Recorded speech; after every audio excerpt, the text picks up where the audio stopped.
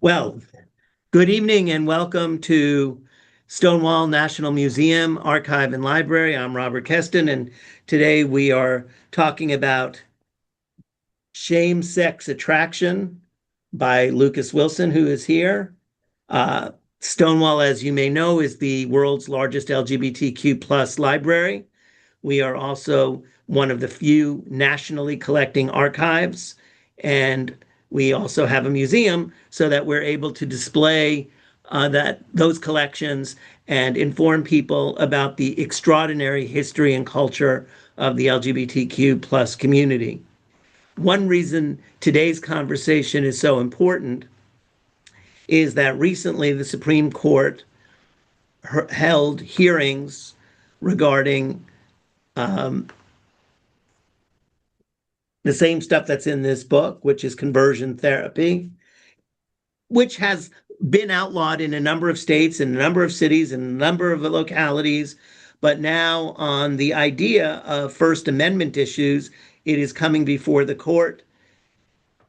And healthcare and mental health, well being, probably are not the kinds of issues that should be discussed out of context as First Amendment rights. The book Shame, Sex, Attraction deals with the stories of individuals who, over the course of their lives, were coerced, fell into, entered because of how they felt about themselves, this world of conversion therapy. It didn't work out well. Lucas also tells his own story. And so, everybody, this is Lucas. You've seen the cover of the book. We're excited to discuss this topic because it is timely. And if the court should agree that freedom of speech includes people being able to do things that are unhealthy and unwise, then we have to find a way to work through the legislative branch of government to stop it. We all know that the legislative branch of government for the past decade, 2 decades, 4 decades has been dysfunctional. So our work is cut out for us, but the lives of future generations are on the line. So welcome, Lucas, for being here, and thank you for the book, uh, as it's called Survivor Stories of Conversion Therapy. The stories are brutal, and they do cover a range, although at the end of the book, you remind us that not everybody is covered, and that's because those stories are from people who self-selected to be included. And therefore, important groups of people are not there. Many people of color are not there, and other groups who experience conversion therapy in many different ways. It's not a one form of therapy. It can be through a religious institution, it can be through psychiatrists or psychologists or social workers or community groups. There's no limit to how people come at this and how parents and others push their children into it totally out of fear that their loved one will not be welcome in society, or that they're embarrassed by it, or any of the other possibilities that are hard to explain. So, how did you come about doing this? And your story is also in the book. So, it would be nice to see how those things dovetailed.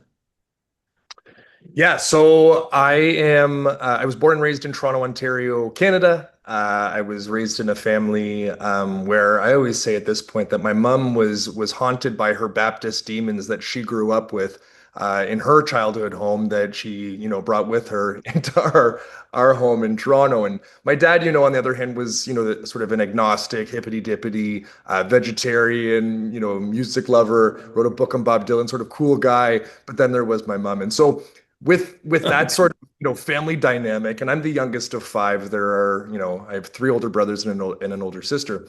With that family dynamic, Jesus was sort of, haunting the backgrounds of my life, growing up. It wasn't that we were a Christian family. We certainly weren't. We went to church on and off when I was young, up until about maybe grade three. But after that, like every good Canadian family, we would just go to the cottage on the weekends and skip church. And so that's what we did. And, for a long time, there really was no church in my life. I wasn't, we weren't, even when we were going to church, going regularly. But by the time I got into just about into high school, my brother got really into the creation versus evolution debate and sort of sucked me into watching some DVDs with him back when DVDs were a thing. And he said, "Luke, you've got to watch, this creationist. He debates university professors and scientists and all this kind of stuff." And I thought, gee whiz, like no way, I don't want to watch that. Like that sounds horrible. But he convinced me, and eventually I started watching these DVDs. Well, fast forward to me watching these DVDs and then eventually saying, "Oh, I agree with this," and I think therefore, given the fact that my mom was a creationist, my dad was not. My dad was a man of science and I suppose of learning. But I think that because of where my mom was, that my brother and I sort of latched on to this idea that there was such thing as that creationism was a thing. And so I thought, well, if I believe that there is a God or an intelligent designer or a creator, I should probably go figure out who that is. And, in my young sort of adolescent brain, I thought, well, it must be the God from the church that we went to when we were kids. Really rigorous research that went into this. So I went back to that church, and throughout my entirety of high school, I was at this church, youth group on Wednesdays, church on Sunday mornings, church on Sunday evenings, youth events, youth retreats, all this kind of stuff. I kind of got sucked into the world of, high control conservative Christian or high control Christian or evangelicalism. And so because of that, I, was in a lot of ways somewhat of a religious zealot. I was out there proselytizing to my friends, telling, my friends about Jesus, telling my teachers about Jesus, telling my teachers that there was no such thing as evolution, that Jesus was, the Son of God, blah, blah, blah. And when it came time to choose, universities or where I would go for college, I decided, okay, it's between two schools, University of Toronto, which is arguably Canada's best, and Liberty University. For those who don't know what Liberty University is, it's Jerry Falwell's school. And if you don't know who Jerry Falwell is, count your blessings. But if you do know who Jerry Falwell is, well, he was, of course, the father or, one of the founders of the moral majority, arch conservative. Really, I think in a lot of ways, you can trace a direct line between Falwell up until today's current political situation, specifically, Trump. And so I I eventually made the decision that I was going to go to Liberty. And when I was making this decision, I was sort of thinking, okay, I made a little list or a checklist. I thought, okay, for 1 point for University of Toronto because it's close to home, 1 point for Liberty because it was actually cheaper to go there. So I was making this list, and one of the things that I made two checks for, which I only made two checks for one item on this list, and that was the fact that they had a person on campus who was tasked with working with queer students to change them and to make them straight. It was referred to as pastoral counseling or biblical counseling, which oftentimes conversion therapy does not identify itself as conversion therapy, and conversion practitioners use a lot of euphemistic language to mask the dirty work that they're doing. And so at Liberty, it was framed as pastoral counseling, biblical counseling. And so I thought to myself, in my young evangelical brain, that I, had to become straight or live a celibate life. And celibacy didn't sound like that much of a gift, despite what Paul says in, the New Testament. And so I thought to myself, well, gee whiz, I've got to become straight. And so this seems like a sure, fire plan that I'll go down to Liberty, and become straight. And so that really was in a lot of ways the deciding factor for why I chose Liberty. Again, I look back and I always say we make decisions. They aren't always necessarily good decisions. And so, down to Lynchburg, Virginia, I went. And so for 4 years, I was in the one-on-one conversion therapy program at Liberty. I was in the group conversion therapy program only once, and that's actually the story that I write about in Shame, Sex, Attraction.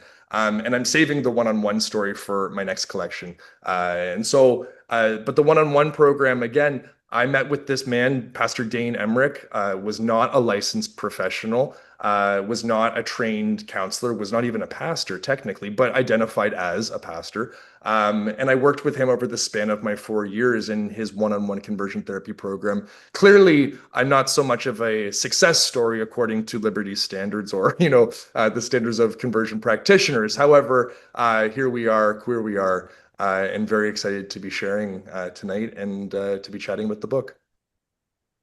So, how did the stories and the people who submitted them get selected? How did they hear that you were doing this? Because they're from various parts of the world and certainly different parts of the country. So I don't imagine that you knew everybody at the start. So how did it come together? Yeah, so I'll rewind and then I'll actually address the question, I promise. I first started writing about liberty after I decided that I needed to separate myself, at least on paper, from the institution, right? I was for a long time in Holocaust studies. That's where most of my research in the past centered, around. And I thought to myself, well, it's not a good look to be, in Holocaust studies, a field that is wildly skeptical of conservative Christianity, and be doing the work that I'm doing. So I thought, well, I need to separate myself. And so I started writing publicly or, public facing articles about my experience at Liberty, and in particular, my experience in conversion therapy. And so these stories started to snowball. One opportunity led to another, which led to, a podcast interview, to a news, interview, blah, blah, blah. And as I was writing, as I was speaking about my time at Liberty and my time in conversion therapy there, a number of survivors started reaching out. A number of folks from Liberty started reaching out. A number of folks from a number of Christian, institutions, whether they be academic or ecclesial, from across the U.S. and then, ultimately the world, started reaching out. So when the press, Jessica Kingsley Publishers, who's the publisher for the book, when they reached out to me, they actually reached out to me on Twitter. And at first I thought it was a scam. I thought to myself, no one reaches out on Twitter and offers a legitimate, offer to publish a book. And they said, we've been following your work and we think you might be the person to put together this collection. And I thought, well, gosh, okay, cool. And let's go. So after negotiating with the press and figuring out, the specifics of what exactly we were looking for, which was a collection of stories about conversion therapy written specifically by survivors. I didn't want any fictionalized or sort of imaginative accounts of conversion therapy. I went, out and I started, reaching out to my networks. And so because of the folks who I had met along the way, some of them submitted their stories, some of them just reposted my, call for submissions on their social media. And at this point, I had made friends with Garrett Conley, who's the author of Boy Erased, upon which the film Boy Erased is, set. And, he put out a call on his social media. And so all of this sort of worked together where I did receive more submissions than ultimately I actually, accepted. But I worked with authors over the span of about a year to, workshop and edit and make sure that their pieces were as publishable as possible. We didn't change the content. We just changed the form to make sure that these were, stories that could ultimately, again, end up in a book. And so worked with different authors. And then at the end, decided upon 17 stories. Mine is one of those stories. Like you said, it's the last story in the collection. But the other stories worked with 16 authors, plus Garrett Conley, who wrote the foreword to the book. And that's how the book came together, and that's how the stories were chosen. What were the determinant? Well, let's go back. The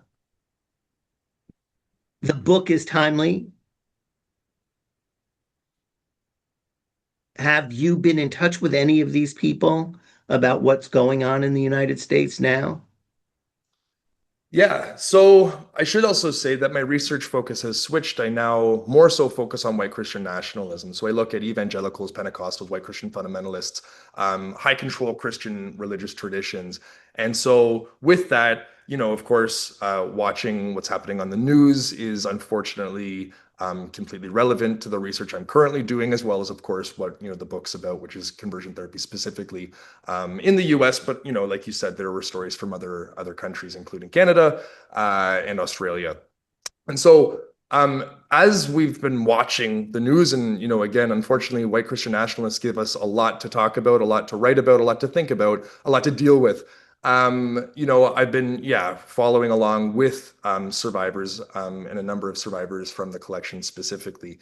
And so, hearing their stories and, for me being outside of the country, it's obviously a privileged position to be. But for those within the country, right, and for those who, have to sort of deal with this because they know that the consequences are far-reaching, or will be far-reaching, most likely the Supreme Court, the way that it's stacked, is not going to favor or, rule in favor of survivors or victims of conversion practices. Instead, this is going to have, again, far-reaching implications. Just hearing and talking with, a number of my friends who are survivors in the country, there's obviously a lot of, fear. There's obviously a lot of anxiety. And I think this, of course, goes beyond, the Supreme Court case and goes, it can be applied or extends to, queer communities writ large and trans communities, of course, as well, across the country. And so, yeah, it's not a fun situation to look on. And of course, I can only imagine that it's even less fun to, of course, be implicated and to be in the country. And that's, of course, a wild understatement to make. So, in your research, in your studies, the impact of Christian nationalists, white supremacists, etc., where do you think their greatest power is in influencing the decisions of the government and the courts? We know where they come from in terms of how they arrived at their beliefs, but why do you think that they are as effective as they are? And based on the studies that you do, not that it's the only way or what have you, but what are the ways that you think we as a community can fight back intelligently to counteract their influence? Mhm. I mean, if I'm thinking about what motivates these folks, I mean, so much of what motivates white Christian nationalists is fear. And that's a fear of the other, right? It's a fear of difference. It's also very much a fear of hell specifically, right? That these folks are motivated by the desire to avoid, eternal damnation. And this for them is very much real in their theological imagination, of course, emphasis on imagination. But I think that this fear of hell is, again, a huge motivating factor, which is why they act oftentimes very much irrationally. And it's difficult, right, to talk with folks who operate, without, reason or, void of rationality. And I still remember when I was in grad school, my supervisor, Alan Berger, and it's actually not too far from where you are. It was in Boca Raton. I was talking with my supervisor, and he and I were chatting, and I was in a class on interfaith dialogue. Actually, it was interfaith trialogue, so it was between Jews, Christians, and Muslims. And we were talking throughout the semester and we kept going on about, Christians, mainline denominations, mainline denomination Christians, Catholics as well, and talking about Jews and talking about Muslims. And I thought to myself, we're not talking about evangelicals. Why are we not talking about evangelicals? So finally, one day after class, I went to him and I said, "Hey, Dr. Berger, I think we're missing a huge group." And of course, statistically, it is a significant population, specifically in the US. I said, "We aren't talking about evangelicals. Why not?" And he said, "Luke, there is no dialogue with these folks." And I remember thinking to myself, no, that's impossible. We can't not engage these folks. We can't not have conversations. And he said, "Well, have fun with that. Try it." And I thought to myself, well, you know what, Gee was, I will try it and I'm going to do my best. And what I found is that increasingly that what he said is absolutely accurate. And it's by far the most frustrating response I think I could have received from him. But I think it's also, unfortunately, the most accurate response. There really isn't oftentimes a lot of dialogue that's ever possible with folks who, again, are within this religious system, within this cosmos that precludes conversation, because to even entertain the possibility of someone being right who's not, within the camp, this is considered heresy. And so it's really, really difficult, right, to ultimately reach folks who live under a different, in a different sphere of existence, under a different sacred canopy. If we're borrowing, the term from sociology of religion. And I think that for them, what is considered real, what is considered true, and what is considered good is quite different. And oftentimes it's an upside down world where what we, would say is good, what we say is right, is considered wrong and bad within this cosmology. And so it is incredibly difficult to reach folks.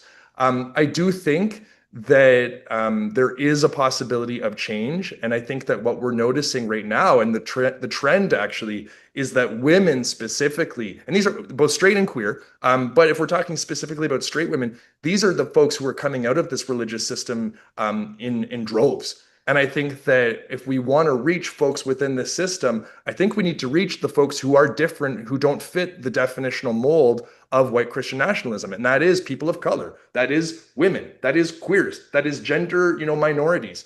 And I think that if we are to reach people who are different, for them, again, they don't fit the definitional mold of what it means to be a white Christian nationalist. I didn't fit what it meant to be an evangelical. Why? Because I was queer. And that amount of difference was a wedge in that binary understanding of the world that these folks, that's how their world is sort of operating on. So just curiosity, where's your brother now? Thank goodness he's fine in Toronto. And you know what? He was wiser than I. He made the decision not to enter the church. He said, "Well, I think that there's a God. I'm just going to stick to that." And that's sort of, the story he went with. He didn't try to figure out who this God was in, explicit terms. So again, made a better decision than I did. So now also, you went to Liberty, Jerry Falwell, uh, who could have still been alive when you were there, maybe, or He his son died the was year in before I charge. got there. He died the year before So I his got there, son but was I in did charge. unfortunately meet him. Yeah. Uh, Now, I know that Falwell said he believed all these things, but he was very engaged in the political world, and power was a big motivator for him, as it was for his son. How many of those people in your studies have you felt were genuine in their beliefs or used their beliefs to pull people in to develop a power base from which they could operate? Oh goodness. At the end of the day, what I can work with is the historical record, right? So I can see whose professed beliefs did not line up with how they acted. And of course, what we can see is a lot of inconsistencies, right? Discrepancies between how they lived and what they professed to believe. I can think of, if we're thinking about Liberty, Ed Heinzen, who was a distinguished professor at Liberty, which is a title that not many professors at Liberty ever get. They never, get to that quote unquote level. He was someone who was found to be fooling around with the church organ player, not once, but twice. And who was that church organ player? But his wife's sister. And he was someone who led a number of workshops, as they related to, marriage and family, sort of dynamics within the church, and how to live, a godly life, and how to lead a healthy marriage. And of course, within the Christian tradition, men are considered the leaders of the family. Clearly, he didn't live up to what he said, what he professed. Even in Jerry Falwell Jr., who eventually was found out, of course, to be having some, what do you call it? I guess a three-way cuckolding relationship between him, his wife, and a Miami pool boy. He also didn't live up to this. He even acknowledged Ed Heinzen's, infidelity in his lawsuit when he sued Liberty. So I mean, if we're to take these two examples, and these are two examples of many, we can see that although people might ideally believe something, their lives did not match up to that, which of course is perhaps a moment that should offer them pause to reconsider their sexual ethics, and maybe live into the sexual ethics that they actually want to live into. But B, I think that for them, and Jerry Falwell specifically, Jerry Falwell Jr. specifically, I should say, he was very much intent and hell-bent on creating a university that would change, the political climate of the US, just like his dad was. And it didn't matter what was going on in his personal life, as long as, everyone else was following the rules. That's what seemed to matter. So I think for him, it absolutely was about power, and less about, personal conviction. Right. And it would seem that that's true for many of these people who become fabulously wealthy and then fall in line with the fabulously wealthy more than simply a belief in God, where Jesus was opposed to the fabulously wealthy and Yeah. threw them out of the temple Yeah. rather than inviting them in. So it's a constant conflict that we And it's see. And yeah, go ahead. a continuity, right? We've seen this for decades. There's nothing new here, right? Even, Well, again, centuries. precisely. But I'm thinking, if we're talking about the new Christian right, so white Christian nationalism, right Christian nationalists, white. Oh my God, let's try that one again. White Christian nationalists, right? This is around a 50-year history. Of course, what you're pointing to is that this goes well beyond that. But if we're talking about this specific sort of religious movement, this is a modern invention. Although they might make it seem as if it's been around since time immemorial.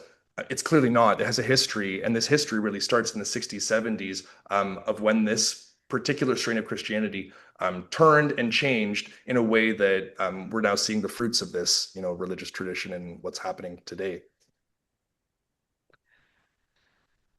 How did you get yourself out? I learned a little bit. I joke, but I'm also dead serious. When I was at Liberty, you can imagine what kind of education I received. When I first got to grad school, I remember sitting in the seminar room, and everyone around me seemed to understand what we were talking about. And I sincerely had no flippin' clue what my professor was talking about, what my classmates were talking about, what the texts were about. And I had graduated from Liberty summa cum laude, which means literally nothing, Robert, when you went to Liberty University, right? It was simply that I was in a system where, if you had a brain in your Receive head, that, huh? you were privileged and you were treated, well with, grades. And when I left that system, I had no idea how to navigate academia. Well, through the help of a few friends in my program and ultimately my supervisors, they eventually got me up to speed and where I needed to be. And I even said to my supervisor, I said, I'm not stupid, I promise. I said, I clearly just haven't been trained properly. Please help me.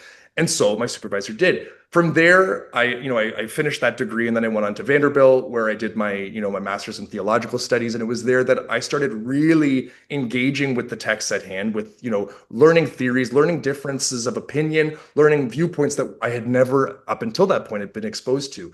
And that, in tandem with deciding that I was going to live first and theorize later, which is another way of saying that I was just going to be me and let my theology sort of trail behind, as opposed to allowing my theory, and of course theology at the end of the day is just theory, filter how I was going to live my life. I did the opposite. These two things, I think, really allowed me to have the critical distance to get myself out of this high control, intellectually dishonest religious tradition, and really pushed me to where I am today in allowing myself to explore ideas and love knowledge and not be scared of it. Because again, this religious system is defined by fear. Well, isn't to a large extent that's how it was developed. It answered the questions that people didn't have answers to, that one would think that over time science was able to answer those questions, and that there should be a shift. Not that you had to stop believing in God if you believed in God, but that answers to the questions of earthly things could be answered by scientific method. And therefore, God still can play a role in your life, but doesn't have to answer every question.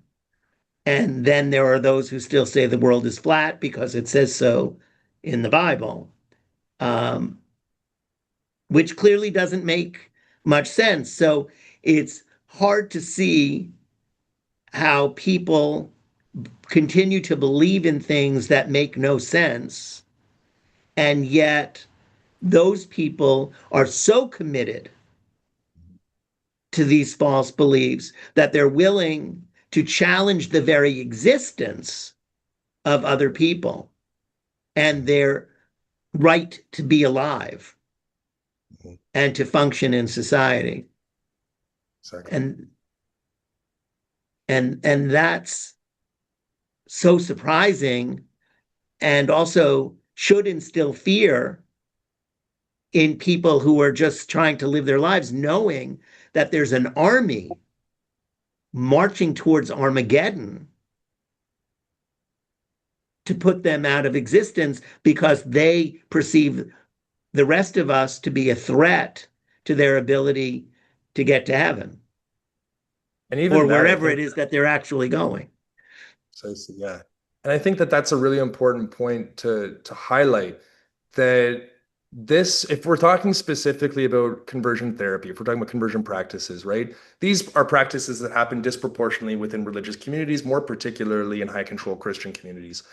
And there's research done by two really fabulous scholars coming out of the state of Virginia, James Madison University, Christine Robinson and Sue Spivey. These two have an article that has informed so much of my work and has really shaped how I understand conversion practices. And that is, their argument is, and it might sound a little bit, bold at first, but bear with me. Their argument is that conversion practitioners are motivated by genocidal intentions. And at first, people might say that sounds a little bit too much. That sounds histrionic, whatever. But if we are to listen to conversion practitioners who are very clear and upfront with their desires, right, what they want, if they could have their way, LGBTQ2 plus communities would not exist, right? These are practitioners who are intent on completely destroying queer culture, queer identity, queer expression, queer social vitality, right? And these are attempts to erase queer life writ large. And these are efforts that are operating on a global scale and constitute a really planned, coordinated, and long-term effort to completely annihilate any sort of queerness anywhere in the world. And so when we think about this, we know that genocide is not always, again, a physical or a bodily thing, but that the intentions behind conversion practices are to see an entire group of people completely wiped out in a cultural sense. That's terrifying, and it should be terrifying. And I think that when we think about conversion practices, we need to think about it in these terms. Why? Because they're accurate. Well, it's not that they're not thinking about it in all senses, because the American evangelical community has poured tens of millions of dollars into Africa in order to pass laws so that those governments can put LGBTQ plus people to death. So that is a physical manifestation of genocidal behavior. Right. And currently, there are camps in any number of African states where the queer community, as it flees from one place to another, finds themselves in another country that is even less forgiving than the one that they came from. And all of them, whether it's religious law, Sharia law, whatever law they're going under, includes putting them to death or at least imprisonment for life. And to do that, in some of these places, for example, even the UN needs the country to declare these people as exiled or some such designation before they can get food and housing in these camps. And those governments will not give them that designation. So they have to fight to get food, they have to fight to get housing, they have to fight to survive. And that is a manifestation of what conversion therapy is here, where they can't yet, anyway, pass that kind of legislation. So the continuum from what you experienced, what the other people in the book experienced, is simply because there is not yet a mechanism to go that next step. That this is breaking the law of God, and therefore these people should not exist. Whereas in other countries, because of the influx of American money, those laws are able to be realized. Mm-hmm. So And, I'm and not, yeah, go ahead, please. no, and you're absolutely right. And on top of that, there are pastors already in the U.S. Who are calling for the death of queer folks, right? Of queer and trans There are communities. legislators that are doing that. Yep. And it all should be terrifying. And that is why I think that it is alarming that the Supreme Court would consider this a freedom of speech issue, because it's conversation therapy. It is not a conversation. And you made that point very clearly, that you can't have conversations with people who live solely by dogma. This is how it was given to us. This is how we see it. This is how it must be. And if you get in the way, we have to get rid of you. Mhm. And that's not really been part of the conversation. We hear conversion therapy is bad. It destroys self esteem, it destroys the inner flame that makes us proud of who we are as individuals. But we rarely hear the conversation that this is about annihilation politically, socially, culturally, and physically.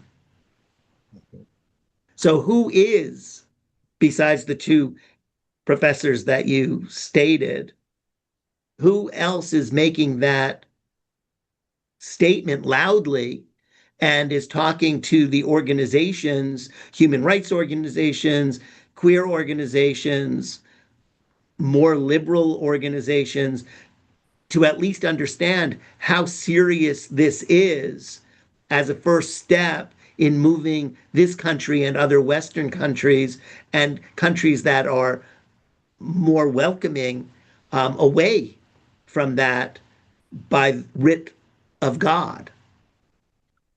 The answer to that is almost nobody. And, I can give you an example of something comparable. With the Supreme Court case, I wrote an article. And again, I think it's really important. And I'm a person, as an academic who focuses on language. I mean, most of my research is in literary studies, and also history. Language is super important. And I always think we should name things for what they are. And again, if we're talking about conversion practices, we're talking about those practices and efforts to change individuals that are motivated by genocidal intentions. And I consistently will use that in my writing.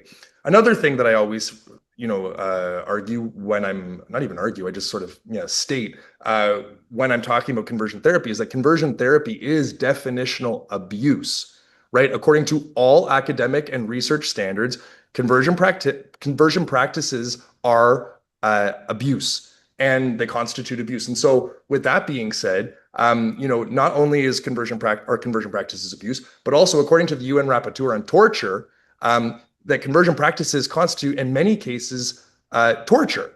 And so when I wrote a public-facing article, I started reaching out to different, news organizations. I won't name any names, but some pretty prominent ones. And I said, hey, I have an article. I'd like to submit it to you. And a number of them responded, said, sure. I sent it back. And then they responded, oh, we can't publish this.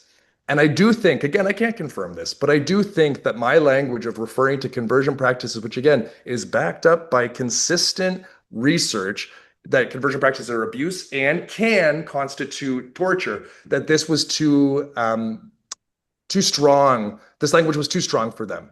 And again, I think that so many folks shy away from this language simply because they think, oh, we don't want to overstate our case. But like we're talking right now, we're not overstating our case. We're naming, practices and efforts to change people, to erase people, to annihilate, people as queer people.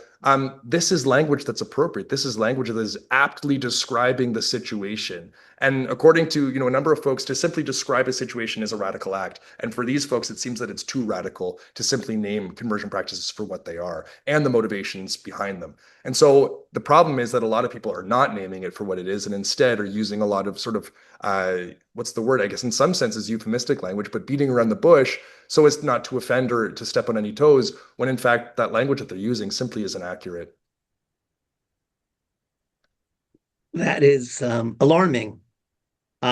One story, I mean, there were many stories in the book, but there's the one about a young man who went to school and he was all excited about going there because, or to a, I guess it was at a school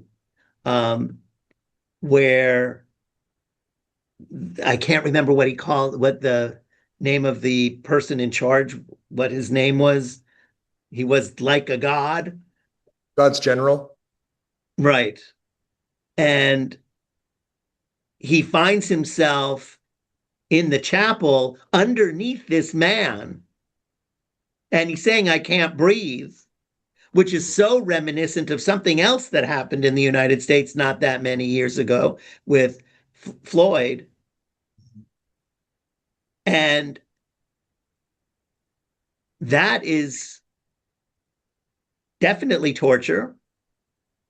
That is putting the fear of man on people that are looking for help because they are so concerned about who they are and not fitting into their society. But your book is loaded with those stories. But his story just stuck with me because it was such a physical interaction where he had no control, Mhm. where he was terrorized. Mhm. And he was able to write about it, and I'm hoping that he's doing okay. But what a scary world that is. And it's one that's often supported by the parents and supported by the community. And I'm certain that many times there seems to be no way out. Yeah. Yeah. And And I mean, suicide is not something that the people running these places is necessarily opposed to. mhm, exactly.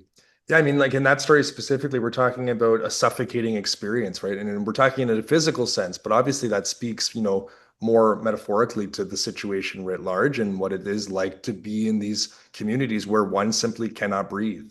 And that's again, it's not just a physical thing. That breathlessness, that inability to live and operate, like anyone else in a normal sense, is stymied by these religious leaders who present these really damaging messages and practice these really, dangerous and death dealing efforts to change individuals, very beings, right? Constitutive parts of who they are. And so, the stories included in the collection, right? There's a variety we can think of, there's a story in an Orthodox Jewish community. There's a story in a secular family. There's a story in what the author describes as a Chinese cult. But the vast majority of the stories that we do read are Well, coming that one from, was pretty scary also when the parents themselves are talking about taking layers of skin off their son piece by piece until there's nothing left. That's as creepy as it gets. yeah. And these are control tactics, right? These are efforts to control people's minds so as to control their bodies and to control simply who they are.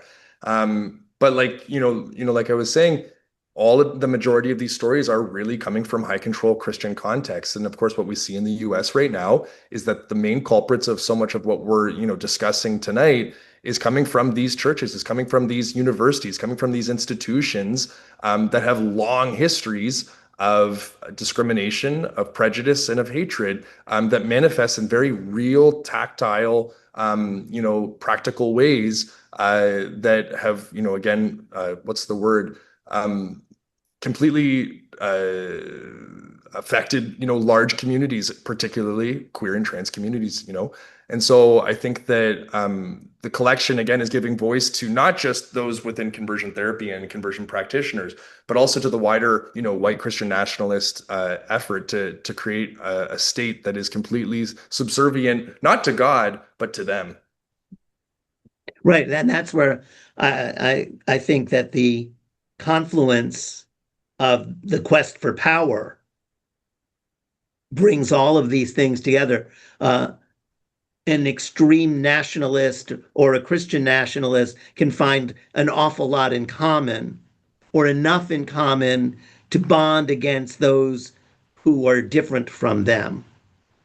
And whether you're from a minority community or a marginalized community or a subservient community, you are always at risk of being targeted and used as a scapegoat because the more scapegoats we have, the easier it is for us to coalesce because the enemy is so close and must be defeated. And I guess the one thing that always crosses my mind is that if you truly believe in God, and if you truly believe that God could create the earth and everything in it in 6 days and on the seventh day rested, why would you think for 1 second that God needs your help to right the wrongs of the planet? This is a mighty God that created everything in 6 days. Mhm. And somehow you think that you're so important and so vital to this God's survival that he, she, it needs your help. I mean, that's the part that I guess is so dumbfounding to me is that how can you think that God is so weak on one side that they need that this figure needs your help, and on the other side can do everything. Mhm. How does that get explained when you're at Liberty University? I mean, I think about it, it speaks really, I mean, and then I'll say what I think it speaks to, and then I'll talk about, what Liberty says. It speaks to a profound insecurity on a lot of these people's parts, right? That God needs you, that you feel as if you are, an arbiter of God's justice. You're one out there doing, acting on behalf of God. It makes you feel important. It makes you feel like there's cosmic significance to everything. And within this religious tradition, everything matters. The stakes are high. The anxiety is high, therefore, too. And I remember when I eventually gave up my faith, I'm no longer a person of faith.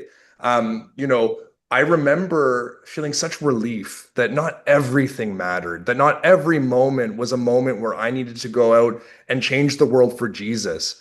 But I think for these folks, everything is supercharged and overcharged with meaning, and that everything ultimately, should be used for God's glory. And if you miss any opportunity, well, there goes a soul, that ultimately you could have helped save. And although that they would say, it's not you who saves the soul, at the end of the day, it was you who could have saved the soul, right? Like, because to your point, if God's all powerful, if God's omnipotent, God could do that, right? But within this imagination, again, theological imagination, emphasis on imagination, this is how things operate. Everything has cosmic significance. And so you need to make sure that you're always on your A game. And again, the pressure's high, the pressure's on. And Liberty?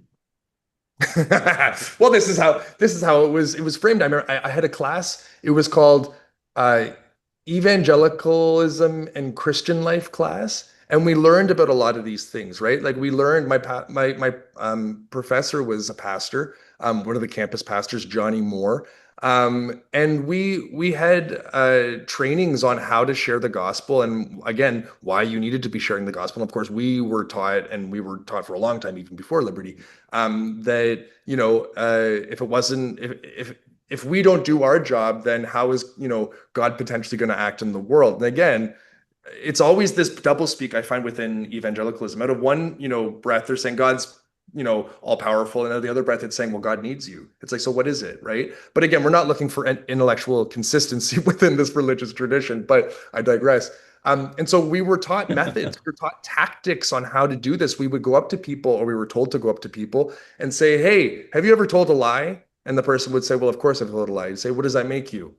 Well, it makes me, I guess, a liar. Okay. Have you ever had hatred in your heart? Yeah, I've had hatred in my heart. I've hated people. Well, according to Jesus, anyone who has hatred in their heart is a murderer. So what does that make you? A murderer. So you're a lying murderer, and then you just kind of go through the list of sins, right? And this is how you were supposed to approach people. And this was, Kirk Cameron, if you remember Kirk Cameron. And then, also I forget the pastor's name. It was these two that sort of teamed up. It was called the Way of the Master. These two would go out into the streets and do this. And we were told you should do this too. And you had to go, and preach or convert or at least share the gospel with someone you knew and then write a report about it. So these were legitimately, lessons we were learning that we had to put into practice so as to complete our assignments. Or I guess we could have lied, but at the time I was terrified of lying. So I was like, I can't do that. So this is what you do, right? So this is really, it was a training. It was, an academic, quote unquote, because we received academic credit for this, which is bonkers that, at the school's ever been accredited. But this is what we were told to do. And this is how we were trained in part. It's such an indoctrination. Uh, and out of the 16 stories in the book, are all of these people doing well? You know what? And who am I to, I don't want to, speak for anyone else, but I will speak for everyone else in the collection. I think so. I do think so. And I think that from, by virtue of them writing their stories and working with me on their stories, they're bare minimum in a significantly better place than where they were when, when where they were once upon a time and where their stories sort of give voice to. So again, I don't know necessarily if everyone's sort of like, absolutely like killing it and thriving in every sense. But I do think in many senses, and I've talked to a number of people and I've, Zoomed with a number of people and I've, caught up with people and sort of keep up with people on social media. And from, these appearances from bare minimum, I think people are doing really well. And again, they were able to write their stories, which of course takes a lot of emotional labor to do when we're talking about things that are so sensitive and in some cases, in many cases, traumatic. That they were able to actually articulate themselves with a lot of grace and poise. And so I think, yes, that these folks are in a significantly better place. And I would put money on that. Again, I don't want to speak for anyone, but I'm a man who doesn't bet, but I would bet on this. So 16 is obviously a very small number when looking at the number of people who have gone through conversion therapy or are in conversion therapy now under some other name. Not everybody survives. There are suicides. The federal government has cut funding to for anti-suicide, well, for suicide prevention in the LGBTQ community. That was one of the first things they did when they came into office. That has to make things even more difficult because people who are searching, if it's too hard to find someplace, you go the easier way. Not that suicide is necessarily easy, but it is a last resort. Mhm. And having your minister lay on you in front of everybody in the school, that's got to be an awful difficult thing to overcome. Knowing that your parents are ready to get a tool that's used by a butcher to take your skin off until there's nothing left has got to be horrifying. And although in his story, he lets you know that he's got out of there. Uh, but the determination to leave everything you know is amazing. So some of these individuals, including yourself, are surprisingly strong. And the desire to survive and flourish in this world is an awfully powerful tool. And using that, galvanizing that as a way to stop what is coming, potentially coming from the Supreme Court, becomes so much more important when you have a conversation and you realize that what they're doing here is a prelude because we see what they're doing in other parts of the world. We see what the motivation is. It's not to convert, it's not to change people through therapy. It's ultimately utilizing this experiment in conversion therapy to convince people that there is no hope for these people and we have to get rid of them. They say they can't change. They say this is how God made them. We know that that's not true. So they're going to destroy our society. Not so dissimilar to what the Germans said about Jews and gays leading up to the Second World War. Not so different as to what goes on with Uyghurs in China or the Rohingya in what used to be Burma.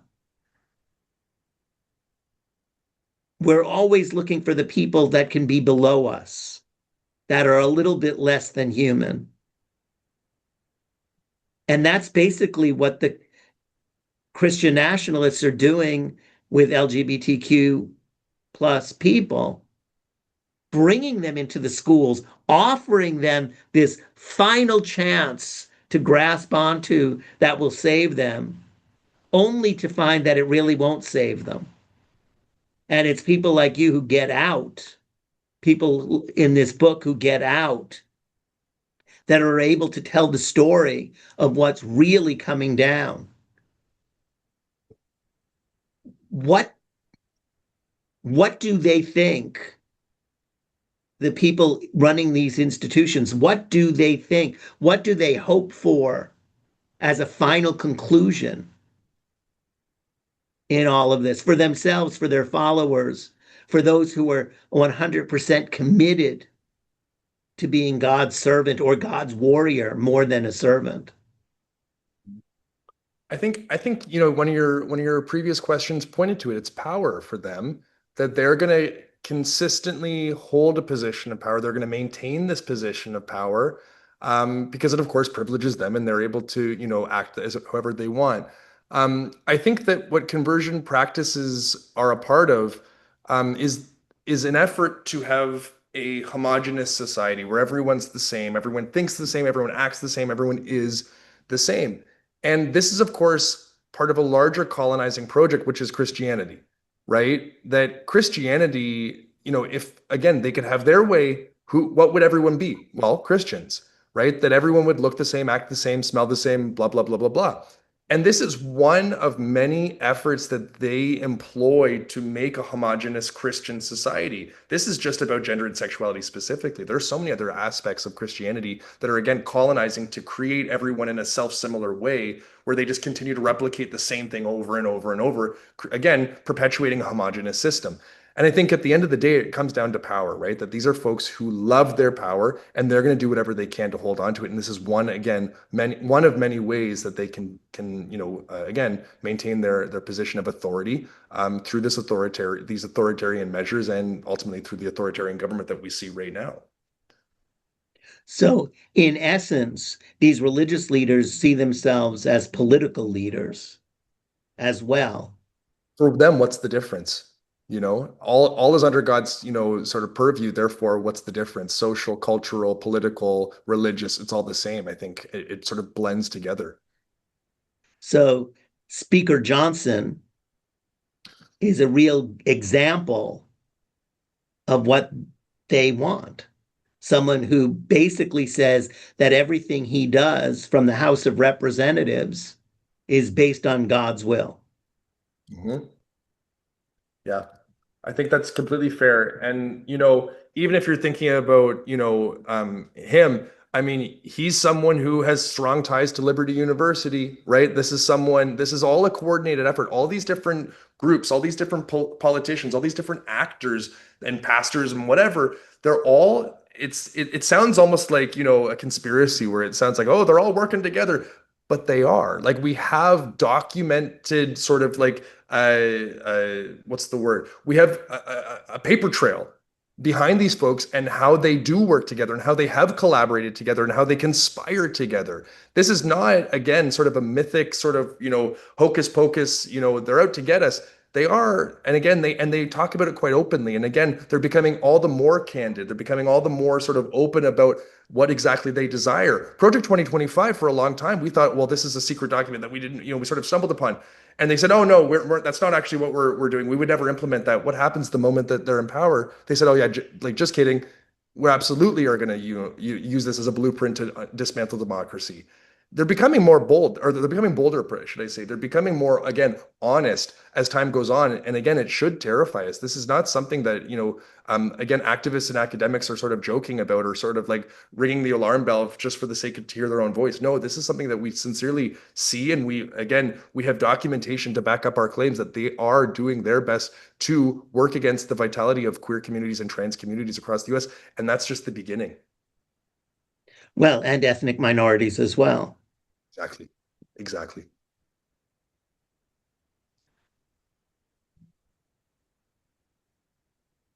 You mentioned it before that these minority communities have got to find a way to come together in order to be able to even have a chance at fighting back. What, from your research, from your life experience, do you believe could be as much a unifying force for these very diverse communities so that they can come together and put aside many, many significant differences in order to challenge a very clear and present danger? This might sound a little touchy-feely or, sentimental, but I do think conversation is, you know, the only way forward. I think about again what my PhD supervisor had said to me, years ago. and how he said, for some, there are limits to conversation. There are limits in sort of the frame of reference that people have, and some people simply cannot. However, I do think that when you were talking about minoritized communities, these are folks who know what it's like to be on the margins. They have that sort of a much greater capacity for empathy. And I think to myself, I've heard the phrase used so many times, or at least variations thereof, that it's not my responsibility to teach this group over here or this group over here, X, Y, and Z. I think that, Robert, is the silliest, most ignorant statement that anyone can make, that it's not my responsibility. I think to myself, if it's not my responsibility to teach people about queer and trans communities, again, the two communities I know better than most, whose responsibility is it? Right? That to say, oh, well, you should just go Google that. You should just go look that up. It's not my responsibility. I don't have that sort of like, again, that's not my burden to shoulder to teach you. It absolutely is. It absolutely is our responsibility to engage folks in conversation, particularly and obviously good faith actors. But to say, oh, you should go learn that somewhere else, go figure it out for yourself, I think that is such a myopic and silly way of being that needs to be changed and needs to be changed quickly.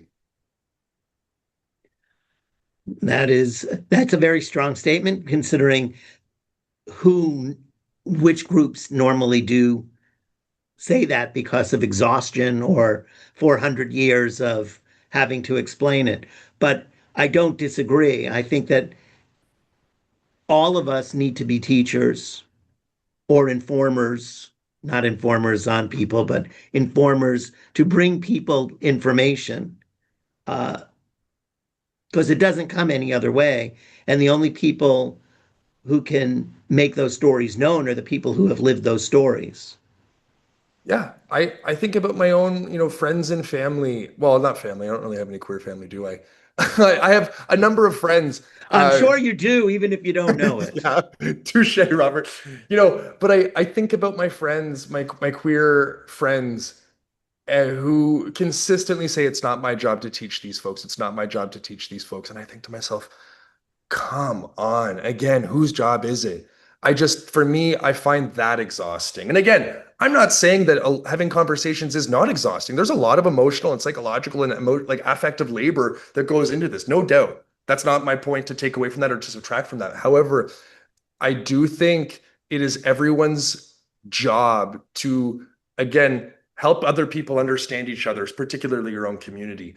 And for me, I've never been comfortable with saying it's someone else's job. And maybe that's the teacher, and maybe that's, how I've been trained. I don't know. Or maybe that's just the former evangelical who always is down to clown and, chat with everyone. I don't know. But I do know that for me, and I feel comfortable making that ethical claim, and it is an ethical claim that everyone should be willing to have a conversation. Again, if we're talking about good faith actors, everyone should be willing to have a conversation. If not, well, we're in a lot more trouble than we, would be if we just had the conversation. Well, what you're saying sort of reminds me, my son said to me once when we were discussing the fact that our politicians were not coming through. And I said to my son, I said, I'm going to help find someone to run against that candidate, that office holder, and I'll work hard to get them elected. And my son turned to me and he said, why would you ask someone to do what you're not willing to do yourself? And that was a wake up call for me. And so I'm going to put it out on this recorded interview that although our elected officials were not prepared for the results of the last presidential election, and even though we knew about Project 2025 well before the election took place, not one of our elected officials did anything to prepare to counteract that document. So here we know that sometime later this year, not later this year, sometime early next year or before June or May, the Supreme Court will offer a decision on conversion therapy. So we have several months to prepare for whatever their decision is. And it would be absolutely unconscionable for us as a community not to have a plan of action. So I thank you for joining us and helping me come to that conclusion that there's no difference between the court making a decision and a political campaign offering a document that already tells us what they're going to do and us not preparing for that result.